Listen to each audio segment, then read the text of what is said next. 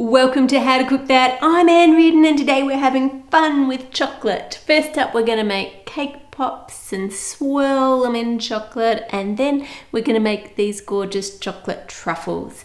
Now if you've never made cake pops before, you'll need some cake scraps. These ones are ones I've cut off a carved cake, but you could just make up a fresh cake for this. And then you'll also need some chocolate and some cream. Pour your cream over the chocolate and microwave it until it's melted, and then stir that all together. And then crumble up your cake into fine crumbs just by rubbing it between your thumbs and your fingers.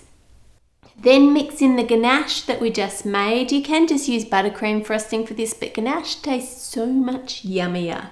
Take tablespoons of the mixture and roll it into a ball, and then place those on a baking tray.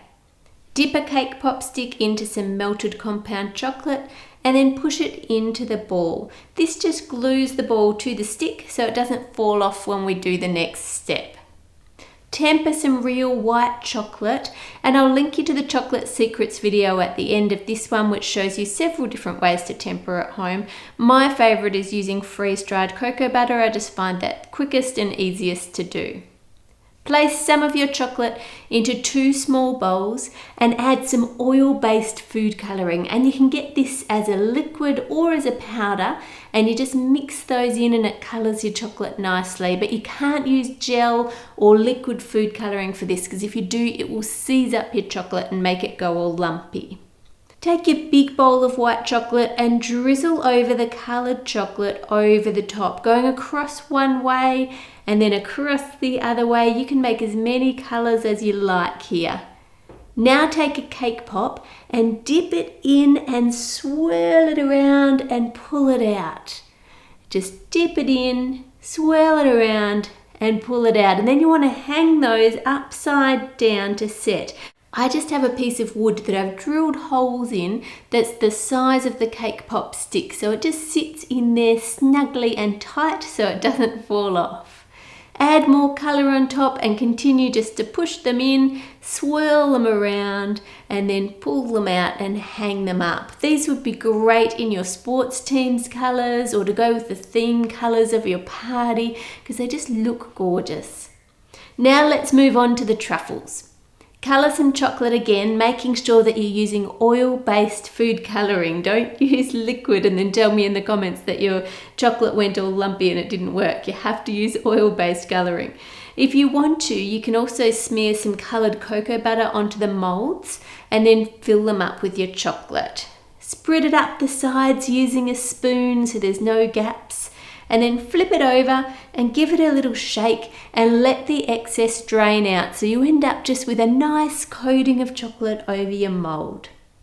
Scrape off the top edge to make it even and flat, and then leave that to set. For the filling for one half, we're going to make another ganache. So for that you just need some milk chocolate and some cream. I'll put all the recipe quantities on the howtocookthat.net website for you. I sit down each week and type out all the details for each recipe there, so that if you want to make it, you can go there, and you can also get some extra tips, and if the one particular question is being asked again and again, we'll add that in on the website there so that you've got the answer to that too. For the other half, we're going to use the juice of half a lemon to squeeze that out and add that to some frozen raspberries with some sugar to taste. Now you want to heat that over a high heat until the raspberries all just start to break down so you don't get those lumps anymore, and then pour that through a sieve to get rid of the seeds. Now you can leave it just like this if you want, or you can add some bloomed gelatin to that raspberry sauce to make it set. I think I'll do that. Once your fillings are cooled, fill one half of the shells with the ganache. That looks yummy. I think I'd like to eat one just like this, but I'll wait. And place that in the fridge to firm up, and then fill the other half with raspberry gel and leave those to set as well. Once they're set, take some chocolate and spread it out on some baking paper. Take one half and put it down in the chocolate to get a good coating on it, and then join 2 halves together. So just dip it in and then join them together. Lovely. Now take some warm compound chocolate and dip in your cake pop stick and rest it on top. Now you don't want this chocolate to be hot. We don't want it to melt into our shell. It should just be warm, so it's just about to set on our cold chocolate. Carefully lift them up and poke them into some oasis foam, the sort of foam that you use for flower decorating, that's wrapped in foil.